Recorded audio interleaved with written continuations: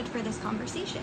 I know a lot of us, as we've been moving into 2021, as we're gearing up for this next year, a lot of us are having to make some financial decisions about what's best for us in our careers, what's best in our career longevity, what we actually want in our roles, in our jobs, what the duties and expectations look like.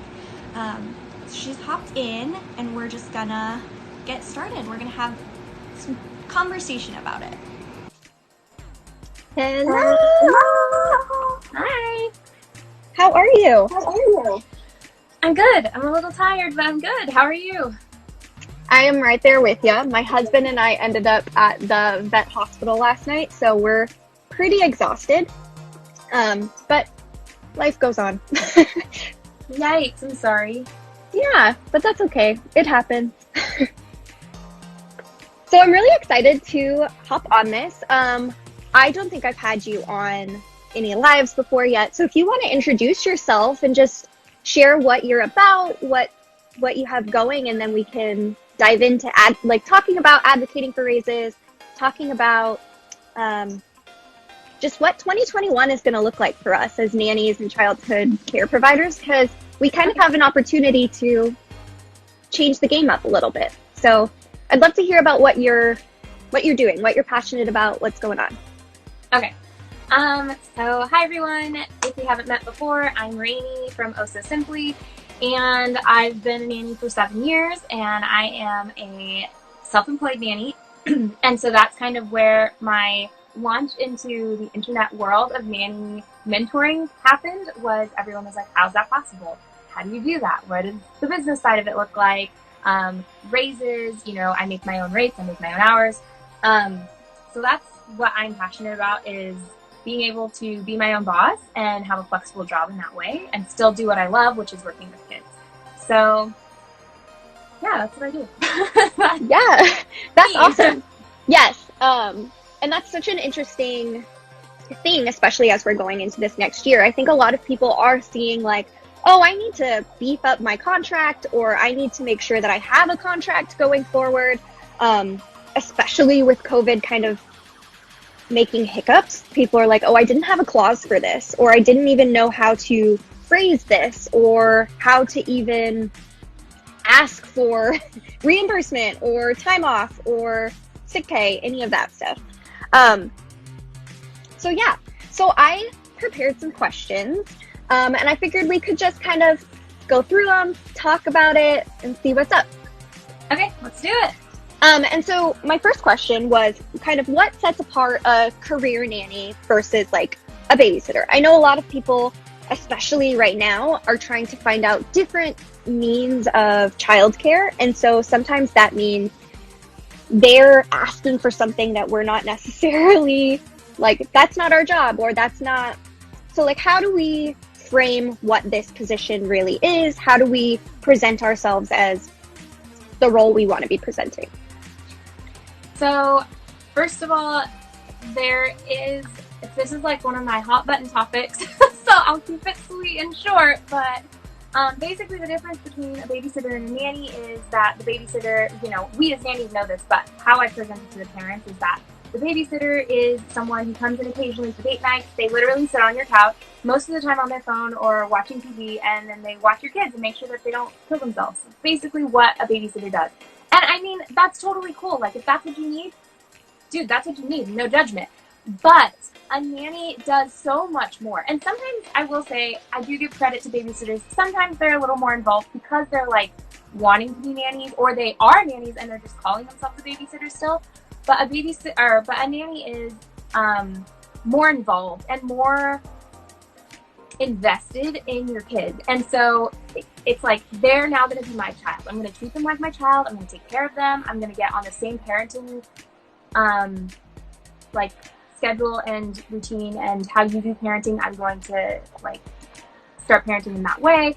And so we're kind of like an extension of the parents. And I think that especially when it comes to like the lighthouse cleaning and the extra chores and stuff that get added on, that's definitely more of where a nanny comes into place, because that's stuff that we already have in our contract.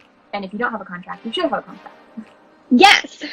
Which kind of brings us to like the next question, because I was diving into your site and all the stuff that you have available, and it seems like you have contracts or communications or a nanny binder. So I really wanted to talk about what that is. Should nannies have a binder? Should nannies always have a contract? What does that look like? Yeah, so contracts are another one of my pet peeves. I have a lot of those like hot button topics. Like I feel really passionate about these things. So I guess earlier when I said, what am I passionate about? I should have said contracts because I am. So I'm gonna, hold on one second. Let me turn on this light. It just got really dark. My natural no light problem. is awful. Hold on. Yeah, no worries. I see some people popping in. I'm gonna send some waves. Hi guys. How are all of you? Oh, so much better. You can see my face again. Okay, so what was it? Contracts. Okay, so if you don't have a contract as a nanny, you need one. Come talk to me. Get one. Get one. Yeah, that's it. Period. Get one. No, but seriously, so I do have my contract and my complete nanny binder, which are two separate products on there, but I have them over on Etsy, which there's a link in my bio for that. But basically, in a contract, it has everything explained for you. So as COVID is coming up, I do have a lot of nannies calling me and trying to find out, like, okay, how do I amend my contract, or what do I add into it? But the point is that they already have a contract. And then I have nannies that don't have contracts that are like panicked beyond compare, because now all of a sudden there's job creep happening. There's extra kids popping up because they're doing like group homeschooling with neighboring kids now. And like, there's now schooling, and it's just like all of this stuff is happening, and I'm just like, if you only had a contract, we could talk about this. So, so yeah, I do have a contract. I actually printed out so this is the contract questionnaire that goes with the contract. I had a feeling we would be talking about this because it goes hand in hand with raising babies. Right. But yeah, so this nanny contract questionnaire, it goes with my contract. You get them both. And basically that's the question list that you go over with the parents, and you literally like go down it list by list or question by question, and you're like, how much am I getting paid? Well, you come with that, but we're getting to that. Anyways, and then it's like, what do you expect from me? Literally list all of the job duties. And if it's not on that list, you can ask, and I might say yes out of the kindness of my soul. But if I don't, you have no right to be offended, because I'm still in my contract. Like, I'm still doing what you expected me to do originally. And if you want to add that, we can amend it. Cool. Like, we can agree. We can write it in. We can both initial. Perfect. It's now amended. And right along with that amendment, might as well go to the rates page, and we're going to add a couple cents to that hourly mark, you know. So it's like right there, you can amend your contract. So yeah, having a contract is super important.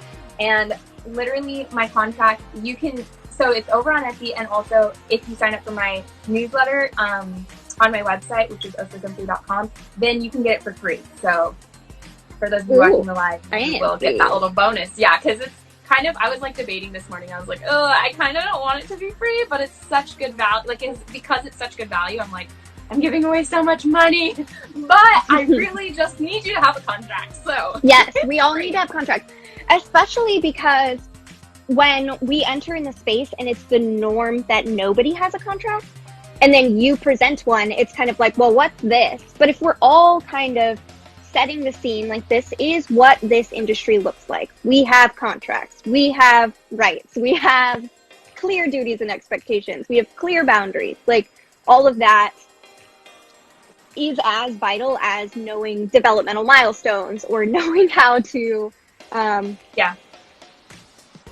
you know. I think a contract is as important as DBS and first aid. Absolutely. Yes. Like, it's something that is a critical component to our job. Like, it's the foundation. And a lot of the time, if it's not clarified up front, we're chasing it, like you said, like, well, maybe I can add on all of these job responsibilities and job duties, but yeah. So, and I feel like something else is that in a regular job, so like I always compare nanny, which I consider a regular job in a career, but a lot of people that don't know, because people don't know what they don't know, they don't. And so I always use the example. If I started working at a bank, what would my job look like? That's what my job here as a nanny will look like. You go into a job, any job in the world, even McDonald's. You go into McDonald's, you want a job there, they have a contract. they have a contract for you to sign, for them to sign, because it just encompasses so much. It's just the professional side of being a nanny, which I think is another thing that sets apart the career nanny from the babysitter or the aspiring nanny even. It's like, okay, you know you're a nanny when you have your contract and your business life together. Absolutely. So if a nanny doesn't have a contract, how would you go about implementing one? Yeah, so I get this. Yeah, this is a question that I get asked a lot, and I'm always just like, tisk tisk. Let's start with one next time. Yeah, like let's start over. Yeah, I hear you. Yeah. Sometimes I do a lot of, well, not sometimes. Anytime I get that question, I tell my nannies to go to your family with this contract and say, hey, so I've noticed that we're having some interesting conversations. Not all of them are bad. I love working with you guys, and I'd love to continue working with you. But after talking to a mentor, or I say after, doing more research in my field, and I'm trying to make this my career, I want to become a professional at this. To do that, I need a contract. And so I have a contract here. You can look it over. We can fill it out together. Let me know what you think. And at that point, if they're not willing to sign a contract and you've already been with them, time for a new job. Because if they're not willing to sign a contract, they're not looking for a professional nanny. And it's because they don't want to sign it, because they know that now they're going to be held accountable. And you're going to be held accountable to what it says. So just going up and kind of presenting it like that, like, this is something that I didn't have before, but I now know I need, and so here it is. And usually I give the family warning that that's going to happen. So, by saying like, hey, just so you know, I have this contract. I'll email it to you. You can read it. You can let me know. And oftentimes I'll even send them like an editable, because the contract that you buy from me or that you get for free for signing up with my newsletter is editable. So you can edit it yourself, and it goes through a Google Doc link, but then it opens as like a docs. So it's like universally used. But you can copy and paste that into your own Google Doc. Now you have your contract forever and ever, and you can send them a link of it where they can only make comments. So they won't be able to actually edit your contract, but they can comment on it. So, and then I usually tell them, if you have a problem with something in the contract or questions or concerns, something you want to add, whatever, comment on it. I'll review it and I'll get back to you. Because then sometimes I decide, no, I'm not doing that, girl. I scratched that right out. I'm like, no, I'm not adding that to my contract. But other times it's simple things like, one time a mom was so adamant that she only wanted me to focus on her baby that she put in the contract, if my 16-year-old daughter asks you to do anything, you can say no and I will not feel bad. And she should, and if she has an issue with it, she'll come to me. And it was like, beautiful that you want to add that to the contract, because I wouldn't have, but I love it. Absolutely. So having them comment their input is really, really good. Right. And I love that you said that, because that also clarifies what they're actually looking for from us. I think a lot of the time we get caught into this, like, well, maybe they like this, maybe they want this from me, maybe they want me to pick up after this, maybe they want me to clean the dishes. And it's like, when it's in the contract and clarified, there's no second guessing. It's just, this is what is expected of me, and I'm meeting them or not meeting them. Yes. And then they can't throw random things at you, and you're not doing things that are making you act outside of your authentic self, because you know what you're supposed to be doing. Yeah. Okay, so that gets us to, you go from contracts into raises. If we already have a contract and now we're trying to make changes, addendums, we have a lot of new responsibilities. Like you said, so many of us are doing these school pods and becoming kind of preschool teachers, homeschool elementary school teachers, that adds on a lot of responsibilities and duties that were not necessarily there pre-COVID. So how would you go about navigating, advocating for that? I've had so much more added to my plate. I need to be compensated appropriately. Yeah, so first of all, to address that, from the beginning, if you have your contract, in your contract, there's a section that talks about reviews, and you can schedule your reviews so that they're every month or every 3 months. And a review doesn't have to be a long sit-down conversation. It can literally be a 5 or 10 minute check-in with your nanny family. And when you have that, you're able to bring up these things as they happen, because one of the ways problems about asking for a raise is if you don't ask for it immediately as these new job responsibilities are coming, and if you don't already have regular communication with the family, it's going to be harder to ask for a raise. So first of all, have it in your contract to have reviews. And when you have your review, that's when I would bring it up. I would say, hey, so, up to this point, I still love you guys. You love me, I hope. The baby loves me, so that's good. But here are some extra responsibilities I've been doing. And I've been doing them because I love you guys, but I'm realizing that it's kind of wearing me out. And so, or I'm not feeling good about it. Like I'm feeling a little, like I just don't know how I feel. But what I do know is, honestly, just be honest. And if you can't find the words right off the top of your head, that's fine. But being honest about it and saying, but I've noticed that I'm doing more. And so I'd like to get compensated for it because and a lot of times when we're asking for a raise, there's a reason behind it. So know your reason. Are you burnt out? If you're burnt out and you're asking for a raise because you feel like getting paid more is going to make you happier, that may or may not be true. And so I wouldn't necessarily lead with that. If you're asking for a raise because you have more responsibilities, I would lead with that, saying, I have more responsibilities, so I want to increase my pay, or I just want to not be doing these responsibilities. I want to make sure that we're clear that I'm not expected to do these things. Or if you're asking for a raise because you need it. Sometimes we get in, rent raises or holiday season happens and we're like, I need more money. Like, I'm poor. And you go to your nanny family and you're like, so I need to be able to live and my rent is raising. And so I'm either, I'm looking for a raise from you guys because I love you and I want to stay with you and I have been adding value up to this point, or maybe we're interested in nanny caring. But like, give them options because sometimes they can't always afford to give you a raise, which is fine. But kind of another side of that is knowing when and how to ask for raises. And so first of all, when to ask for a raise. Don't ask for a raise around the holiday season unless you know that the family you're working for gets bonuses. Because what's happening is you're asking for a raise so that you can buy presents and you can buy fancy things. No. They're already doing that and they have kids, which means it's more expensive. So asking them for a raise, they're going to feel tight on money already. You asking for a raise, you're more likely going to get a no. Also, make sure that they're in a good mindset. So if they get home, they rush in the door, her hair's flying all over the place, her bag is like, she's slamming it down, she obviously interrupted. Don't ask. Just wait. Yeah. At this point, you've already been working this long without a raise. Wait a few more days to get your yes. So, there's that. And then give them warning.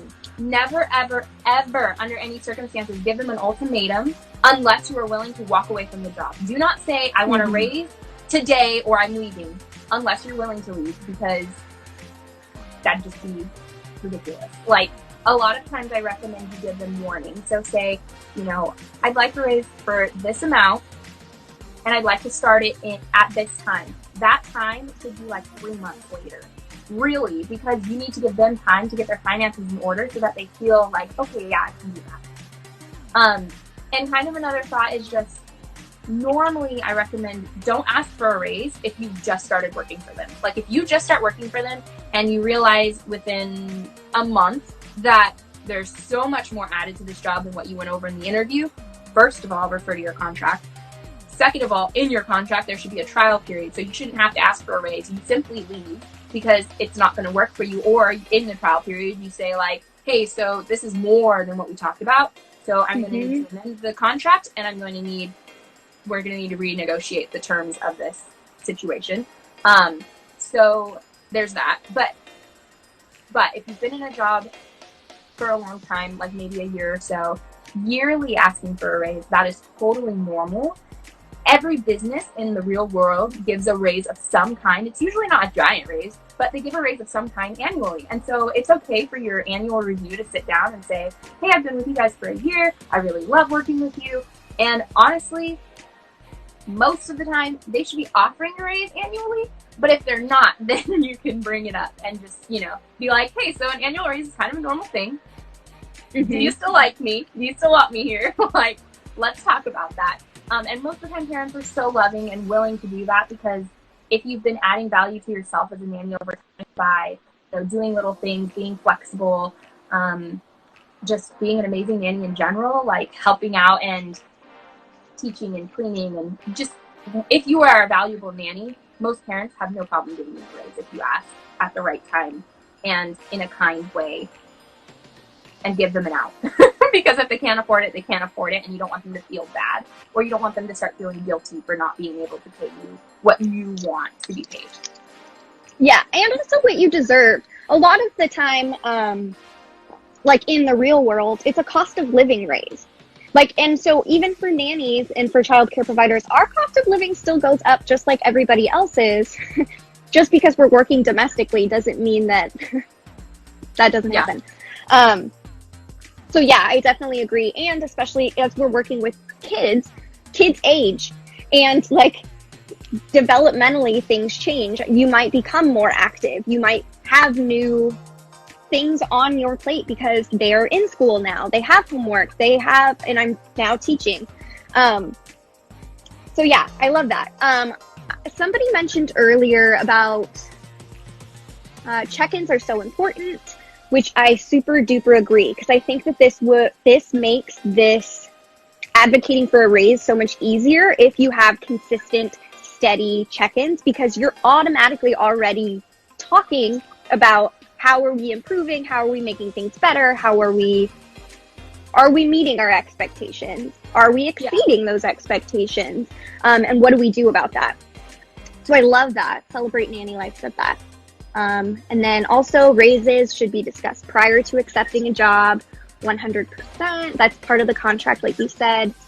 It's assumed that raises are given with every position, and they unfortunately aren't. I want to know in advance that my performance growth within this space will have an opportunity to receive a raise. I love that. That's a great phrasing of that. That's awesome. Thank you. Yeah, no, that's super nice. Being super open and honest in the interview process and allowing yourself the freedom to feel comfortable. So never feel like I will say some nannies are employee nannies, like home, what do you call it? Domestic worker nannies. And in the States, we call them W-2 workers. And some of the nannies out there are W-2 workers. And don't feel, though, that whether you're W-2 or 1099, like a contracting worker, independent contractor, self-employed nanny, either way, don't feel like they're doing you a favor. Because when you feel like the family is doing you a favor by hiring you and paying you, you are less likely to ask for what you deserve and feel confident in saying, as a business professional person, having the business professional things like contracts and raises and respectful communication and regular reviews and everything like that. So never feel like they're doing you a favor, because frankly, you're doing each other a favor, which is that's the working relationship, is when you're doing something and they're paying you for it. So don't feel like you're the one that's benefiting all of these things, because you're bringing benefit and value to their family as well. So you need to have that working relationship mentality before trying to be. It helps to do that before, so that you have that confidence to bring up the topics of raises. Totally. I absolutely agree. I think a lot of us, we get, I think especially culturally in the States, we don't talk about money a lot. We kind of keep, it's a taboo subject. And so especially in situations where we don't have coworkers, there's only one of me. I don't have anybody to ask, hey, what are you making? Hey, what's your paid time off look like? Hey, what does your sick pay look like? We don't have that the way other industries might. So I agree. That's really awesome. Somebody said, I let my family know when things in my life are changing. They are willing to help if I ask. I haven't asked for a raise, but the family I've been with for 6 years has given me a few raises. Yeah, awesome. Yeah. And I like that too, because I think when we think of money as taboo, we don't think of it as the energy exchange that it is. It's just money is just tangible of what we're exchanging energetically. So if I'm giving way too much and not receiving appropriate compensation, then it's unbalanced. And so we're not actually having that healthy collaborative dynamic, that good relationship like you're talking about. So advocating for yourself to be compensated appropriately is super important. Yeah, and to go along with that comment about the family helping you out, I actually had an experience where I had been with a family. We were coming up on our 1 year, and we had talked about raises, we had talked about getting a raise after 3 months, because after my trial period, you come to a lot of times, rewind. A lot of times when I interview with families, I say, here's my rate. And for the example that I'm going to give you, I'll say, my rate is $30 an hour. And they'll say, ooh, that's a little steep. What do you think about $20 an hour? And I say, okay, how about this? Because a lot of times they haven't had a nanny before. And I'll say, since I'm your first nanny, you'll see what experience and value I bring to you. In the first 3 months of the trial period, I'll allow you to pay me $20 an hour. After that, if you still want me, if you like me, if you think I'm good enough, I'll meet you halfway, and if you can pay me $25 an hour. But by the time we get to a year, we're going to be at my actual rate, which is $30 an hour. Okay? Are you good with that? And a lot of times they're like, a little hesitant, because those are some big jumps. But usually they say, okay. And so with the family that I was with them for, it was like 8 months at the time. And our car had broke down, and I had to buy a new car.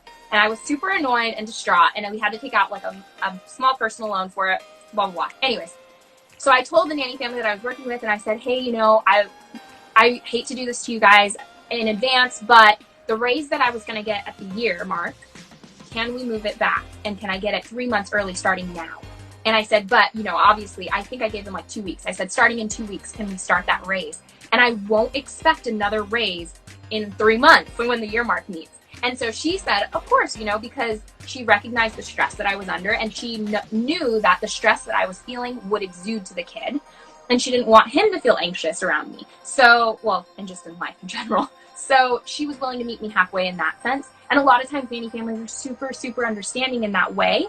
But I was able to ask that because we had already established that I was getting a raise in 3 months coming. So for her to move it back a little, that's no big deal. But if I had just out of the blue said, by the way, can you give me a $5 raise starting in 2 weeks?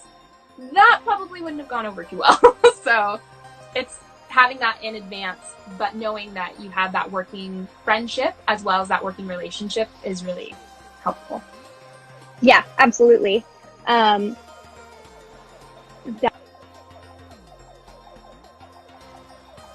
High profile families, one can feel there are so many perks that a raise is not necessary. Totally. Yeah. I think that does happen a lot where we're like, oh, well, I don't have to use my car. I don't have to do XYZ. I get fed there.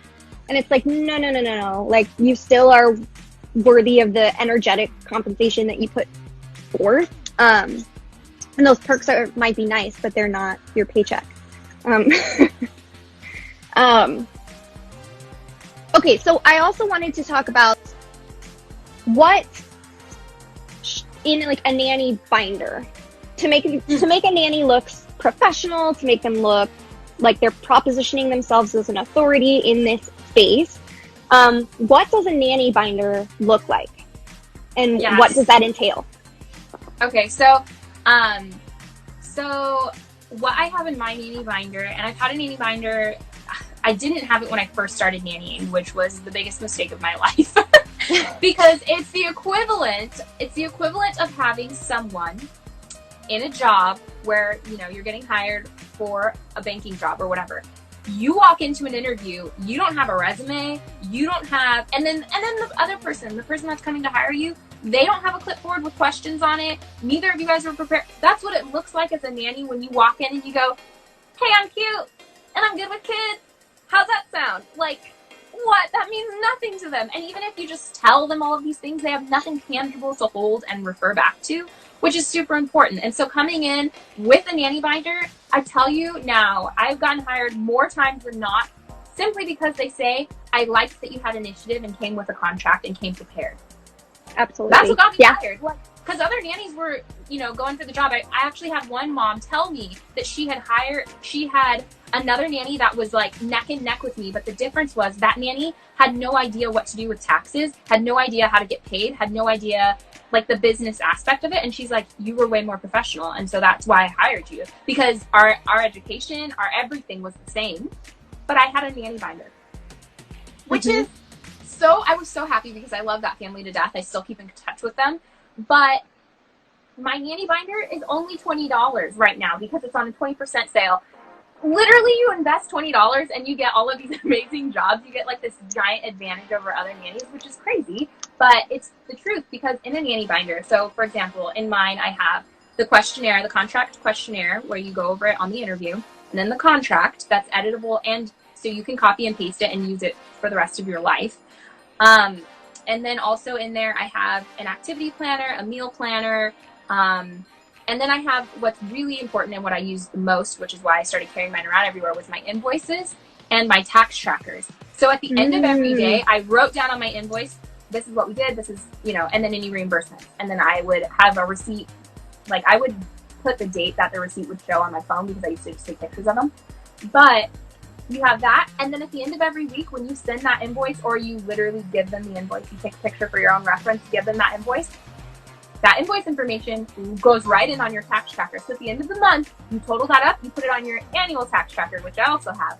And then at the end of the year, you total it up, your taxes are done. I was like, why have I not been doing this my whole life? So literally, my taxes are done in like 10 minutes, which is crazy at the end of the year because I've been doing it little by little all year. Which is great too, because we get really overwhelmed. Like at the end, we're like, oh my God. Yeah. Yeah. And you just forget things. Like sometimes you forget, like, oh, what was that $30 for that they gave me that was extra? And then you can look back at all of your papers and you see, oh, I bought, you know, we went out for lunch, me and the kid, and so they reimbursed me for that. Got it. Cool. So it's just like, it helps you do things so that you're not forgetful at the end of the year. So what was it? The contract, questionnaire, medical consent form is also in there. Medical consent form is super important. It gives you the release to care for the child when the parents aren't there, which makes you way more professional because you're taking responsibility for the kid's health. Whereas a lot of other nannies are like, oh, do you have a doctor's phone number that I could call in case of emergency?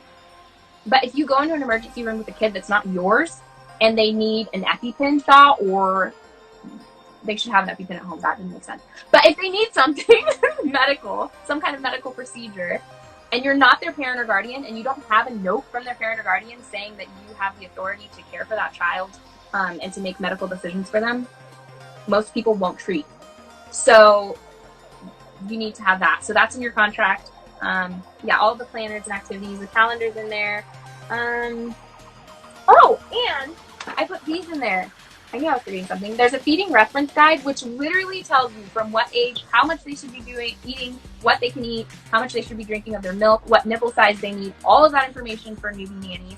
And baby's first foods to help you track like what, and these come in gray too if you don't want pink.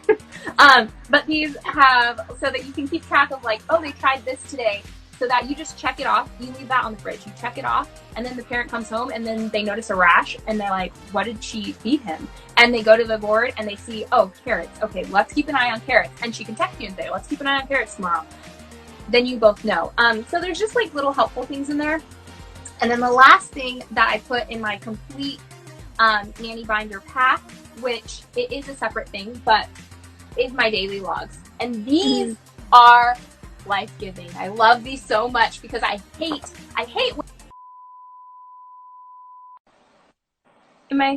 I don't know what just happened. Am I back? Okay, I think you're there. Oh, okay. Hi. Sorry, I was like, I have no idea what just happened. That was so weird. I could see it. It was like grayed out. I was like tapping. Okay. Sorry. Okay, yeah, I live out in the boonies, you guys. Like, we live on a farm, so sometimes that's never happened, but sometimes my internet is like, yeah, I don't know what that was. That's never happened to me. Yes, life-giving daily. So, life-giving, because when you are like ready to leave and it's like the end of your shift and you have your bag and you're like, okay, see ya, and they literally want to talk about the entire day from start to finish, and you're like, are you paying me for these extra 15 minutes that I'm about to have to sit here and talk to you? Yep. So I got tired of it, so I made these. And you get them with your nanny binder, and you can literally go to like Amazon. I think I have a link somewhere, but whatever. You can find them on Amazon, little laminating sheets, self-laminating sheets, or actual laminating sheets, and then go to FedEx and use their laminator. Like, don't even pay for that. Anyways, you laminate it, you stick it to the fridge, and then you use whiteboard markers every day. Same thing, erase, because I'm all about saving a tree. But if you don't want to save a tree, that's also fine. You can just keep printing them. That's cool. But on this, so there's the baby daily log, Then there's a toddler daily log, and then there's a kid daily log. And these are all modular. I do have like little pieces that you can buy in addition as their stages, as they go through different stages. Because for example, on the baby log, I have, I don't know if you can see that, because then that way you know, especially if you're doing breast milk and supplementing with formula, you know how much of what, so she knows what to replenish in the fridge or freezer. And then you also have the diapers, which you won't need for the kid or possibly the toddler if you're me, because we do potty training early.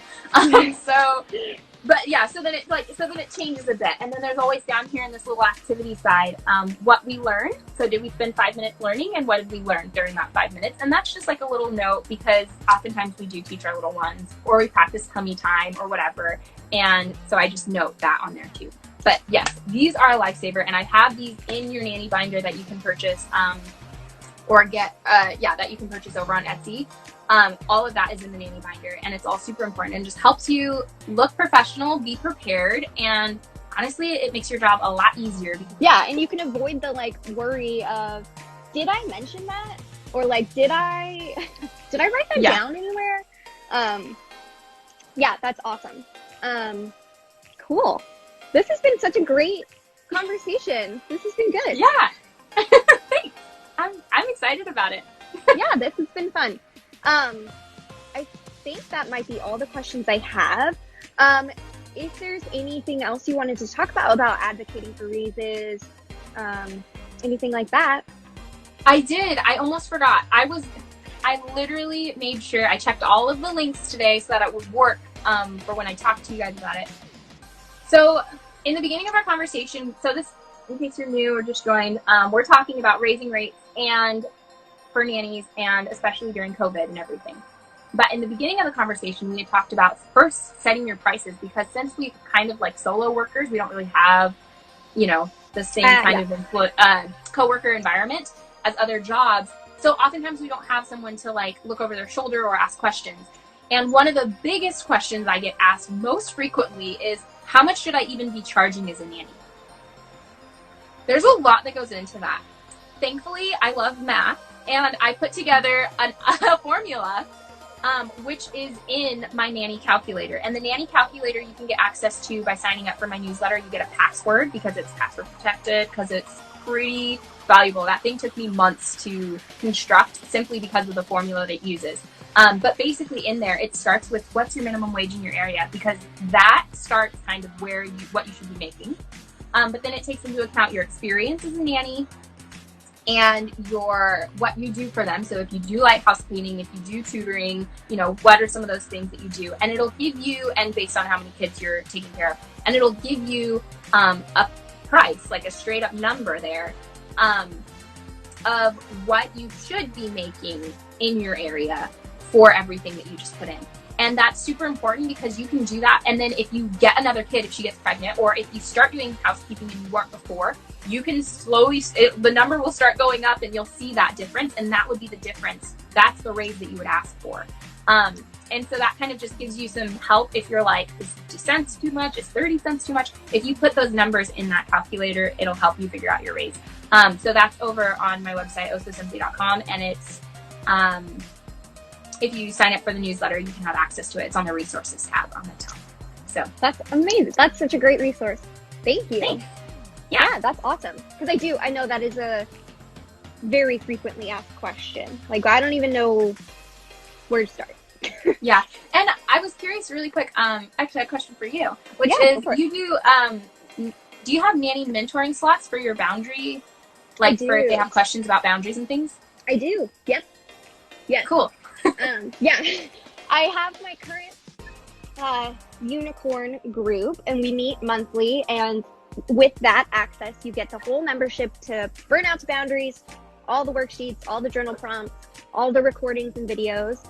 And then for this like holiday season, I'm kind of opening up some either VIP like one-on-one spots or intensives, because I do think a lot of us just need like an hour to just like hash out some like, I'm going to see my mom on Thanksgiving, and I don't know how to say this. Yeah, I recently, literally this morning before you texted me, I had another nanny message me like, so what do I do with my nanny life? And I was like, what? And she's like, do you have mentoring slots? And I was like, I do now for you. So I'm setting up mentoring slots as well, but I'm going to be focusing on raising your rates and setting up your boundaries and doing your contract. Not setting up your boundary. Well, setting up initial boundaries. If you have initial boundaries, that's important. They can go straight over to you. I don't have a monopoly on boundaries. We all got it. But yeah, no, I'm going to be focusing on raising your rates and setting up your contract and doing also the business side of things like you do if you're going to be a self-employed nanny, which I think there are a ton of perks to being a self-employed nanny, but you do have to have some serious confidence because the difference in, at least in our state, in Washington State where I live, the difference between a self-employed nanny and a W-2 nanny or a domestic employee nanny, the difference is who calls the shots. That is the main difference for taxes. So if you're the one saying, this is when I'm working, this is my rate, this is what I'm doing, you okay with that? Cool. Because I'm not really asking, I'm kind of telling, but I'm going to still ask in a nice way, you know? But if you're the one calling the shots, then you're self-employed. So I help figure out like business licenses and stuff like that. So I'm definitely more of the business side of nanny life, but sorry, that's actually I'm amazing. distracted by a comment. No, that's actually good because Nanny Shars came on earlier and said, are you both freelancers? And so I think that is also a good thing to note that like sometimes when you are hired through an agency, a lot of this contract stuff is already kind of made up for you, but you still have to do the advocating in real time with the family because the agency isn't on your behalf in real time every day.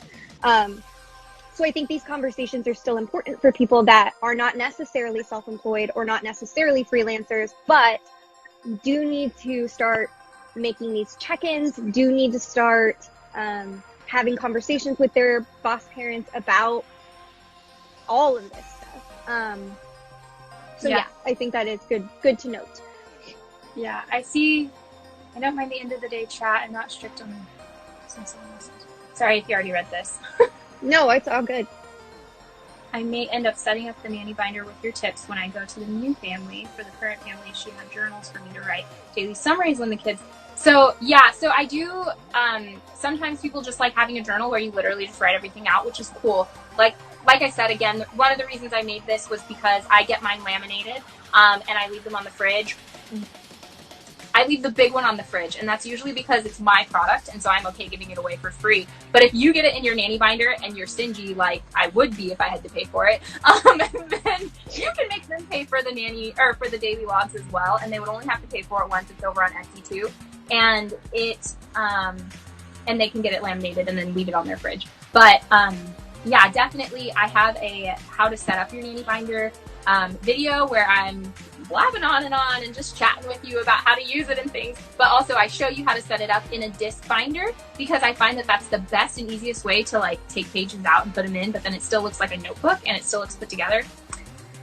I'm obsessed with journals, but so I have a whole how to set up your nanny binder video that I give the link when you buy it over on Etsy, so you'll see that too. Cool. And I also think it's cool that you mentioned like having your boss parents. It is a good thing to ask your boss parents to like invest in your position. Like if it's education, if it's a training, if it's a daily log, like these are things that we shouldn't necessarily always have to have on our shoulders because in other positions, your boss would be providing all of this stuff for you to do your job successfully. So I think that is a great thing to like communicate with your boss parents like, hey, I want to work on doing like a daily communication thing. I have a great daily log like right here. Would you mind investing in it or whatever? Yeah.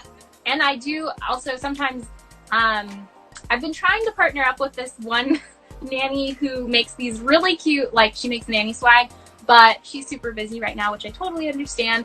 But I do also sometimes toward the end of the year when nanny families want to get you like a gift or an end of the year like bonus but in gift form, sometimes they'll say like, hey, what do you want? Or I just start hinting at like, this is what I want you to buy me. And so last year I was like, I really want a nanny swag shirt really bad. Like I just do. I'm kind of dirty and I really want it, and I want a mug and because I drink a lot of tea, and I want a nanny journal because you see me journaling all the they literally like check, got everything for me. But one of the things that you can ask is, hey, there's this product that I really want to buy, and I think it would make me a better nanny, and it would help our relationship communication-wise.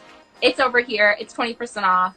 Go for it, man. And like a lot of times they're totally down with it, especially because it's such a small investment in things that are going to keep making their life easier. Totally. And once you start making those smaller ones, then they realize, oh, if we invest in this, good things come out of it. Then you start getting the bigger things, like the education, the seminars, the webinars, all that stuff. Yeah, for sure. Yeah, this has been really good. If you have any other questions, that's all I got.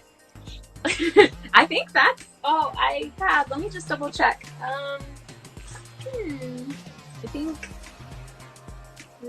think that was it. Yeah, basically just with COVID, setting your boundaries. Oh, and if you have questions, I know that you do boundary setting and everything. I did just release, which I thought was kind of ironic because we were doing this, but I did just release a how to set your boundaries as a nanny during COVID, specifically with I'm not coming in because your kid is running a fever. Goodbye. Like specifically with COVID, and or like I need your kid to wear a mask if you want me to continue coming because I'm high risk. So I personally am really high risk. I have a slew of health things. And so for me, COVID is just not an option at all. So I gave my family the option of them quarantining, like staying in their own family bubble, as well as that's what I've been doing. And then me and the kid no longer having close contact, like where I used to give him nuggles and kisses. It's like, okay, now we can't do that as much. They weren't down for that. And I said, that's fine. Catch me when COVID's done and I will love to come back, but I cannot risk it. And it's okay to put your health first because your health is a lot of who you are. So I did just produce that, and I just thought about it because you're all about boundaries and it's about COVID, and that's another thing that you can have in your contract coming up is that you want them to be quarantining and you want them to not be socializing with friends and extended family for your health. If you're starting a new job, you can put that in your contract for sure. Absolutely. I think that is really important. So much so, actually, we should do another live kind of about that. Like, yeah, let's do it. Conversations about COVID, conversations about setting up those boundaries. I think that would be really helpful, actually, for a lot of people. Yeah. We'll keep in contact. Okie dokie. That sounds This has been good. Oh, I see. Ask the Nanny, Miss Angela. I just did some recording with her that'll be coming out soon because she's actually helping me make a newborn care specialist contract, which is way different because they work overnight, and I'm just like, ooh, that's it's a different ballgame. Yeah, for sure. Awesome. That's it. That's all I have. Cool. Okay. Awesome. See you later.